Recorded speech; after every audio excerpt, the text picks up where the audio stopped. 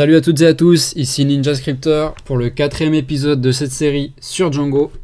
Alors, dans cet épisode, j'aimerais qu'on s'arrête un petit peu sur ce qu'on a fait et qu'on regarde un peu jusqu'à présent ce qu'on a mis en place, comment ça fonctionne et ce qu'on va faire ensuite. Alors, ce qu'on a fait jusque-là, c'est qu'on a un client et un serveur. Notre serveur Django, notre client qui est notre navigateur. Avec notre client, notre navigateur, on envoie une requête HTTP vers le serveur, qui plus est une requête avec la méthode GET, donc pour aller demander une page web. Et notre serveur va nous retourner la page web avec le code HTML, le CSS, le JavaScript, tout ça. Bref. Et ce qui va être intéressant de voir, c'est ce qu'on a mis en place pour l'instant à l'intérieur du serveur. Donc, quand le serveur reçoit la requête, il va aller regarder dans les fichiers URL vers quoi pointe cette requête. Et en fait, il va donc en fonction de ce envers quoi pointe l'URL, si je reprends notre fichier principal URL qui est celui-là, il va voir, alors, si ça va vers, par exemple, rien du tout, donc l'index, et bah, je vais renvoyer vers un deuxième fichier URL. Ce deuxième fichier URL, il est dans Home, URL, voilà. Et en fait, dans ce fichier URL, il va voir, ok, donc ça, là, l'index, ça va vers une vue qui s'appelle index. Donc il va aller dans les vues, comme on peut voir ici.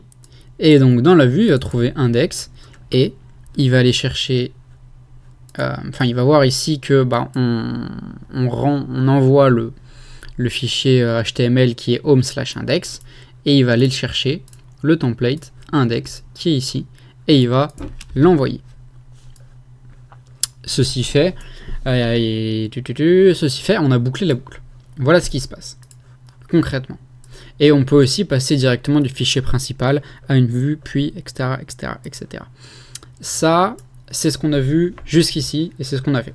C'était pour avoir une représentation graphique de ce qu'on a fait au niveau des fichiers dans notre projet Django, de manière à ce que ce soit plus compréhensible qu'avec simplement les fichiers comme ça à l'arborescence. Ce qu'on va vouloir faire dans un deuxième temps, c'est rajouter dans notre vue de la logique. C'est-à-dire qu'à l'intérieur de cette vue, plutôt que de juste dire bah voilà, renvoie le template, on va aller, donc ceci représente donc les espèces de pièces empilées là, vont représenter la base de données et les pièces d'engrenage représentent simplement le travail qui est effectué. Donc cette vue va aller chercher dans la base de données des informations, les mettre en forme, pousser ces informations dans le template, puis renvoyer le résultat, donc le template, avec les informations en question. Par exemple, si on a une URL pour nos articles de blog, donc on va voir, je sais pas moi, notre nom de domaine, /blog, /article, le nom de l'article. Sur cette URL, on va voir le nom de l'article qui va varier en fonction de l'article qu'on visite, mais on veut utiliser la même vue pour chaque article. Et en fait, cette vue, elle va dire, ok, il demande l'article, je sais pas moi, qui s'appelle Troubadour, et cette vue-là, elle va aller chercher dans la base de données l'article qui s'appelle Troubadour, et elle va donc récupérer non seulement le titre, mais aussi le texte de l'article, éventuellement les commentaires, l'auteur, je sais pas moi, la durée de lecture, tout ce qu'on veut. Elle va intégrer ça dans le template, donc dans le template HTML, on va avoir une case à trou là pour le titre, un trou pour le corps, un trou pour l'auteur, un trou pour la date, etc., etc., etc. Et donc la vue va processer ça, elle va prendre toutes les données, elle va les mettre dans le template, et ensuite le template va être renvoyé au client. Et c'est ce qu'on va voir dans les prochains épisodes. Alors, dans cet épisode-là, ce qu'on va commencer par faire, c'est nous rajouter une nouvelle application qui va s'appeler Blog. Donc, je vais relancer le serveur. C'est run server.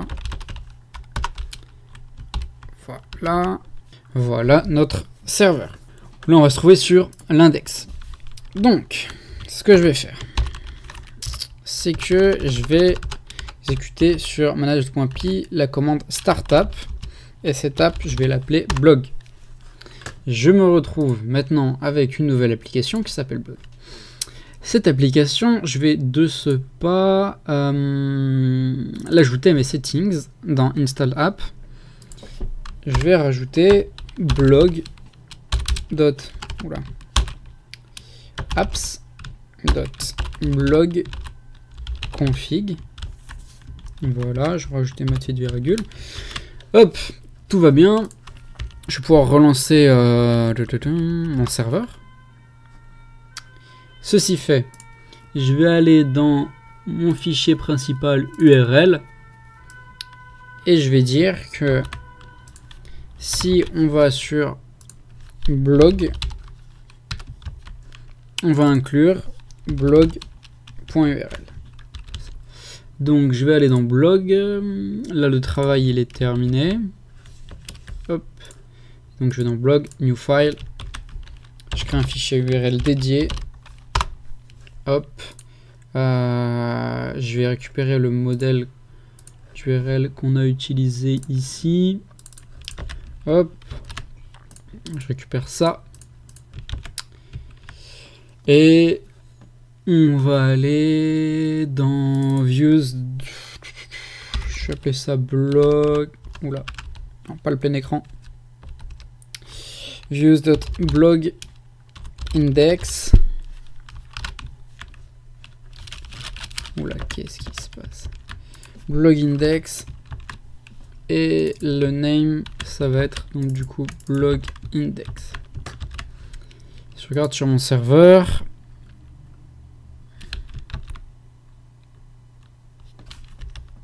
Que je vais relancer.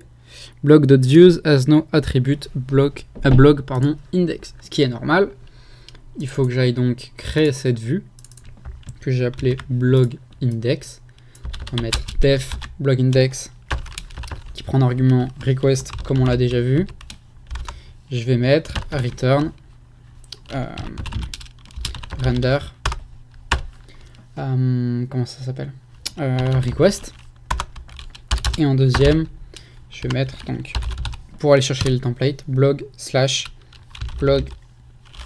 index.html. et donc ce fichier il faut que je le crée, donc il faut que j'aille là, new folder, il faut que je crée un dossier pour les templates maintenant du blog. Hop, un nouveau dossier qui va s'appeler blog, et dans ce dossier blog, un nouveau fichier qui va s'appeler blog index.html. Et j'ai maintenant mon fichier sur lequel je vais juste écrire un H1 avec index du blog. Et là, tout fonctionne. Donc si je vais ici et que je vais dans slash blog, je suis sur l'index du blog. Très bien. Maintenant, ce qu'il nous faut, déjà, c'est des articles, mais aussi une vue et un pattern d'URL justement pour accéder à ces articles. Donc, hop. Ici, si je vais sur, mettons, article, et sur...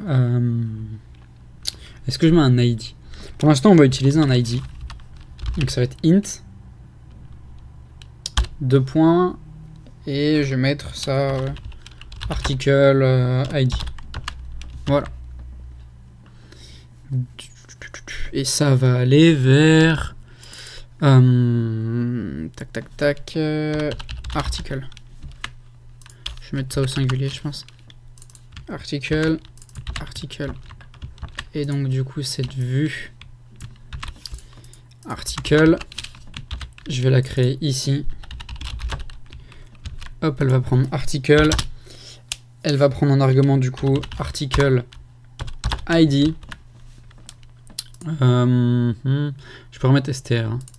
Je vais mettre str et comme ça à la place de article ID on va mettre article, ou juste mettre name. Name, voilà, str name. Il faut rajouter ça là. Et du coup ça va être name pour le nom de l'article. Tac tac tac, et ça va retourner à blog article.html. et donc je vais créer ce template, new file, et je vais mettre un champ qui va s'appeler article. Donc si je retourne ici, je vois que tout se passe bien. Et si je vais ici, Ok, c'était juste une erreur de syntaxe. J'avais mis ce slash ici, à la place de là, ce qui fait que ça ne fonctionnait pas.